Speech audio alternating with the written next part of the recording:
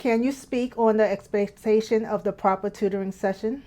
Yes, there are many expectations for proper or effective tutoring session.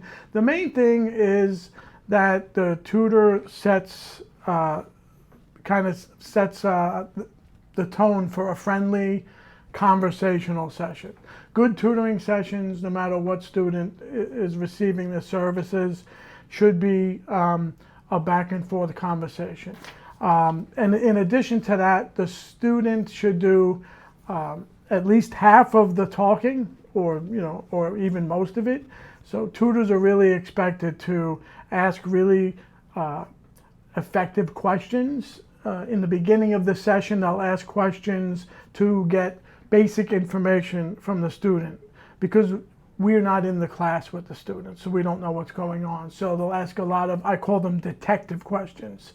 Not just what do you need to work on today, but what have you done so far with this assignment? How's the class going? What are you working on in the class?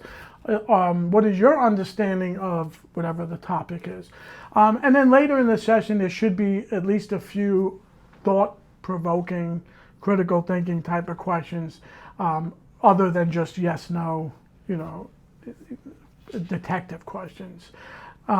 Student-centeredness would be my next big expectation for a proper session, which I kind of touched on already, but student-centered sessions, most writing centers and tutoring centers across the country follow the same philosophy, where the student should do most of the talking, thinking, and doing in a session.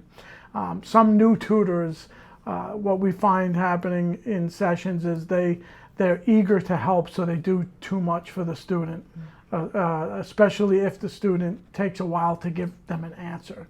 They gotta fill the void of the silence. So, yeah, student-centeredness, having a conversation, making the student feel comfortable with the setting, even the seating arrangement can make a big difference. Those are my big 2 or 3 tips for a proper tutoring session. Question 2. Does the tutoring center collaborate with the Office Accessibility Service, and is this collaboration effective? We do collaborate with them, not as much as I would like to, though. One reason is because of disclosure laws, and unless a student volunteers information about their disability, we're not really allowed to ask them about it. And the Office of Accessibility Services is not really allowed to just proactively offer us information about a student's disabilities. So most of the time we're in the dark when we first meet a student. But we do collaborate with tutor trainings. We hold trainings 3 times a week for our writing tutors here, and we hold several tutor trainings a semester for course tutors, and in some of those we invite tutors from the Office of Accessibility Services tutoring center to join our tutoring sessions, and we have a discussion. We share tips, strategies that we use, not only with students with disabilities, but really for all students.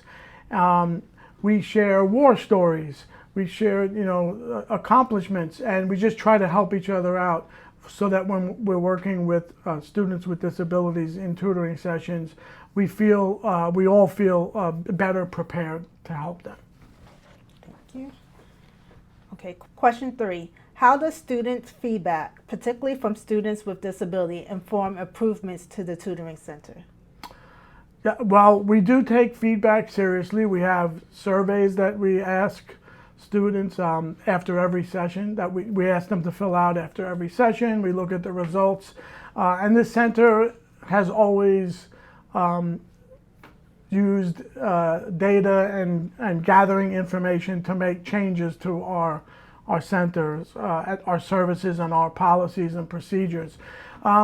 It's really hard to comment about comments from students with disabilities, because many times we work with students those students, but we're not really aware that they do have a disability if they don't disclose it to the tutor or to a staff member in advance or during a session.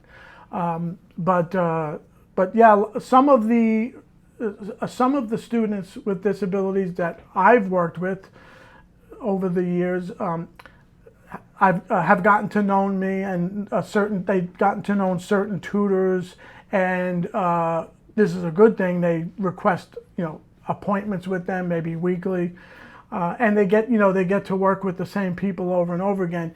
And in those situations, they do make suggestions occasionally. The biggest ones seem to be quiet spaces that they would like to work in, a closed room, or a room that's not as noisy, because we do have a very busy main floor where we do most of our tutoring here, and that can disrupt sessions for some students with learning disabilities. The other comments and suggestions are really no different from any students, and those are things like, I wish we had more time. Although, some students here, if they disclose it to us, they can get more time. But it's, additional tutoring time, because they also get extra time on tests. And, why can't I have back-to-back sessions? Our policy is that we like them to work alone and independently for an hour before they can work again with the same tutor. It's things like that. It's time related, and why can't I have more sessions? Why can't you be open at 9 a.m.? Why can't you be open until 8 p.m. and on Sundays and things like that? But going back to the requests from students with disabilities, it's really the space they're being tutored in, a quiet place where they can focus, and also requesting a tutor that they feel that they really connect with, that helps them. They help me better. Those are the two things we get requested, and we, of course, try to accommodate those requests whenever we can. Thank you. You're welcome.